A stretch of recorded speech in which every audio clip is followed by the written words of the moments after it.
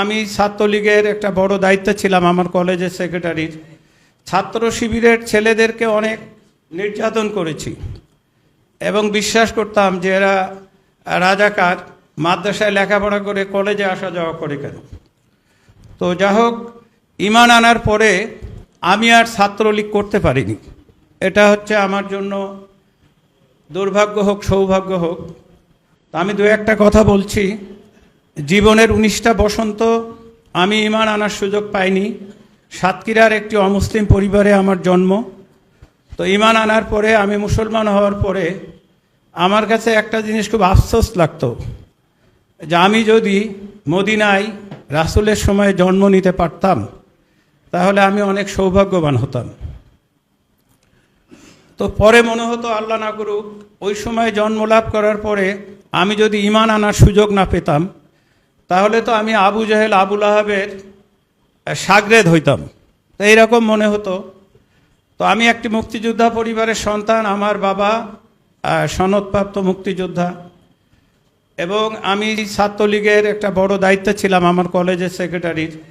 ছাত্র শিবিরের ছেলেদেরকে অনেক নির্যাতন করেছি এবং বিশ্বাস করতাম যে এরা রাজাকার, মাদ্রাসায় লেখাপড়া করে কলেজে আসা যাওয়া করে কেন। তো যা হোক, ঈমান আনার পরে আমি আর ছাত্রলীগ করতে পারিনি। এটা হচ্ছে আমার জন্য দুর্ভাগ্য হোক সৌভাগ্য হোক। তো আমি আপনাদের সামনে খুব ছোট করে বলবো। আমাকে হাজারীবাগ থানার ওসি সাহেব উনি বললেন এই খারাপ সময়ে যে জামাত করেন কেন। তো আমি বললাম নামাজ পড়ি যে কারণে। তো বললো মানে? নামাজ পড়ি যে কারণে, জামাত করি একই কারণে, অন্য কোনো কারণ আসলে আমার জানা নেই। এটা আমি গভীর আস্থার সাথে এবং বিশ্বাসের সাথে বলতেছি। রাসূল আকরাম সাল্লাল্লাহু আলাইহি সাল্লাম বিদায় হজের ঐতিহাসিক ভাষণে খুবই পরিষ্কার করে বলেছেন যে হতে পারে তোমাদের সাথে আর আমার সাক্ষাৎ হবে না, দেখা হবে না, খুব শিগগিরই আমি পৃথিবী থেকে চলে যাব। তো তোমাদের জন্য দুইটা জিনিস রেখে যাচ্ছি, একটা হচ্ছে আল্লাহর কিতাব আর একটা হচ্ছে রাসূলের সুন্নাহ। যারা এটাকে আঁকড়ে ধরবে তারা কিয়ামত পর্যন্ত বিপদগামী হবে না, বিভ্রান্ত হবে না। ওই ভাষণে উনি আরও বলেছিলেন তোমরা পৌঁছে দাও, তোমাদের কাছে যা কিছু জানা আছে তা তোমরা অন্যদের কাছে পৌঁছে দাও। তো সম্মানিত ভাইয়েরা, আমি ইসলাম গ্রহণের পরে একটু বিপজ্জনক পরিস্থিতির মুখোমুখি হয়েছিলাম। আমার বাবা আমাকে বলতো তুই যদি খ্রিস্টান হতিস তাহলে 25টা খাসি বলি করে সবাইকে খাওয়াই দিতাম। মাইকেল মধুসূদন খ্রিস্টান হওয়ার কারণে তার বাবার মান মর্যাদার কোনো ক্ষতি হয়নি, বরং তার মান মর্যাদা অনেক বেড়ে গেছে। তুই এমন একটা ধর্ম, এমন একটা জাতি যাদের সাথে গেছিস, সেটা একটা ধর্ম, এটা একটা জাত, যারা মিছা কথা বলে, ওজনে কম দেয়, বিয়ে করে 2-3টা, এইসব কথাবার্তা। তো আমিও দেখলাম আসলে আমাকে মানুষ জিজ্ঞেস করে আপনি মুসলমান হলেন কেন। অনেকে মনে করে প্রেমের কারণে মুসলমান হয়েছি এরকম বলে। তো মুসলমান হলেন কেন, এর সব থেকে সংক্ষিপ্ত জবাব হচ্ছে যে আল্লাহর দয়া এবং অনুগ্রহ। তারপরের বিষয় হচ্ছে যে কেউ তো আমাকে কখনো দাওয়াত দেয়নি, আমার বন্ধুরা, আমার শিক্ষকেরা বা প্রতিবেশীরা। তো আল্লাহর একান্ত অনুগ্রহ, আমি যদি কোরআন না পড়তাম তাহলে সারা জীবন কাফেরই থাকতাম। তো কোরআন জানা বুঝা এবং কোরআনে ইসলামের একটা ছবি দেখেছিলাম।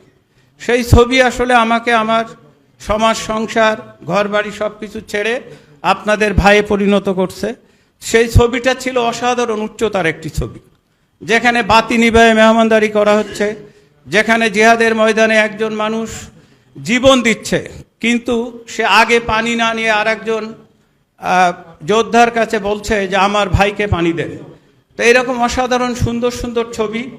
তো এই ছবি আমার কাছে, আমি ছোটোবেলা খুব সিনেমা দেখতাম, সিনেমার মতো মনে হতো, কিন্তু সমাজে আসলে এই ছবি আমরা দেখতাম না। তো আলহামদুলিল্লাহ রাজশাহী বিশ্ববিদ্যালয়ে আমি লেখাপড়া করতাম। ছাত্র শিবিরের ভাইদেরকে দেখে আমার মনে হতো যে আমি আসলে সাহাবী দেখিনি, কিন্তু এই ছোট ছোট ছাত্রগুলো যারা খুবই মেধাবী, খুবই নৈতিক, মানসম্পন্ন, এরা হয়তো ওই সাহাবীদের ছায়া। তো সম্মানিত ভাইরা, আমি আপনাদের কাছে অনুরোধ করব যে জামাতকে আপনারা পর্যবেক্ষণ করেন, জামাতের ব্যানার সাইনবোর্ড কেনা। আপনার আশেপাশে জামাতের যে ভাইরা আছে তাদের গতিবিধি পর্যবেক্ষণ করেন। বক্তব্য সবাই খুব সুন্দর দিতে পারে, বক্তব্য একটা বিষয়, যারা প্র্যাকটিস করে তারা সুন্দর বক্তা হয়। তো বক্তব্য কোনো বিষয় না। আপনি পর্যবেক্ষণ করবেন ফজরের জামাতে, আপনি পর্যবেক্ষণ করবেন অফিস আদালতে কাজে কর্মে লেনদেনে তারা আপনার কাছে চাঁদাবাজি করছে কিনা, তারা আপনার কাছে সন্ত্রাস করছে কিনা। সবশেষে আমি একটা কথা বলে আমার কথা শেষ করছি, তা হচ্ছে এই যে আমাদের এই বাংলাদেশ দীর্ঘ 15 বছর ধরে আমরা সর্বস্তরের জনসাধারণ খুবই কঠিনভাবে নির্যাতিত ছিলাম। ছাত্র শিবিরের একটা ছেলে জানতো না যে আজকের রাতটা সে কোথায় ঘুমাবে। সে ঘর থেকে বের হয়ে যেত, সে হয়তো বোনের বাসায় যেত, বোন জামাই তার বোনের সাথে ঝগড়া করত, তোমার ভাইয়ের জন্য কি আমি জেল খাটবো নাকি। সে হয়তো মামার বাসায় যেত, মামি তার মামার সাথে ঝগড়া করত। তো কি অসাধারণ অপরিসীম নির্যাতন আমাদের দেলোয়ার হোসেন ছাইদি ভাই, আমাদের ডক্টর শফিকুল ইসলাম মাসুদ ভাইদের উপরে যে নির্যাতনের স্টিম রোলার চালানো হয়েছে, আমাদের অসংখ্য ভাইকে খুন করা হয়েছে, গুম করা হয়েছে, আয়নাঘরে রাখা হয়েছে।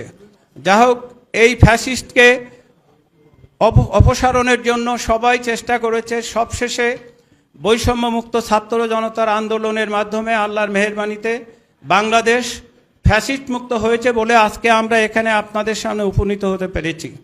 তো আমরা মনে করব যে আমরা টেলিভিশনের পর্দায় দেখেছি কিভাবে নির্মমভাবে একটা ছেলেকে গুলি করে মারা হচ্ছে, আমরা দেখেছি কিভাবে একটা মানুষকে ফেলে দেওয়া হচ্ছে চলন্ত গাড়ি থেকে।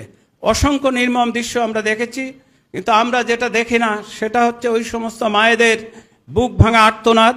আমরা দেখি না পিতাদের সেই সন্তান হারানোর হাহাকার। আমরা জানি না আর কোনো দিন ওই সমস্ত, আমরা জানি ওই ছেলেগুলা কখনো তাদের বোনেরা তাদের ভাইয়াকে আর ভাইয়া বলে ডাকবে না, কখনো তাদের পদভারে ওই তাদের খেলার মাঠগুলো সবুজ ঘাস নুয়ে পড়বে না। তো তাদের অসাধারণ ত্যাগ এবং কুরবানির বিনিময়ে যে বৈষম্যমুক্ত বাংলাদেশের স্বপ্ন তারা দেখেছিল, আমরা বাংলাদেশ জামাত ইসলামীর পক্ষ থেকে বৈষম্যমুক্ত, নিপীড়নমুক্ত, শোষণমুক্ত, জুলুমমুক্ত, বঞ্চনামুক্ত একটি সোনালী সমাজ উপহার দেওয়ার জন্য আপনাদের সামনে আমাদের এই সম্মানিত প্রার্থীদেরকে উপস্থাপন করেছি। আমরা এমন একটি সমাজ প্রতিষ্ঠার স্বপ্ন দেখছি যেখানে অর্ধেক পৃথিবীর শাসনকর্তা আল্লাহর ভয়ে ভীত সন্ত্রস্ত হয়ে বলবে, ফুরাতের তীরে যদি একটি কুকুর অভুক্ত অবস্থায় মারা যায়, এজন্যও আমাকে আল্লাহর কাছে জবাবদিহি করতে হবে। সম্মানিত সুধীমণ্ডলী, আমি মনে করি ভোট চাওয়ার আমাদের কোনো গরজ থাকার কথা না।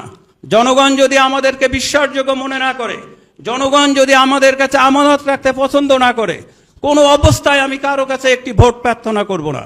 আমি কাবা শরীফে যে কাবার দরজার গিলাফ ধরে আল্লাহর কাছে বলে এসেছি, যার মাধ্যমে এই 14 নম্বর ওয়ার্ডের জনগণের সব থেকে বেশি কল্যাণ এবং মঙ্গল সাধিত হবে, তিনি যেন 14 নম্বর ওয়ার্ডের কমিশনার নির্বাচিত হতে পারে। আল্লাহ আমার এই দোয়াকে যেন কবুল করে, সবার কাছে এই প্রার্থনা করে আকাঙ্ক্ষা রেখে আমার কথা শেষ করছি। আমা তৌফিক ইল্লা বিল্লাহ।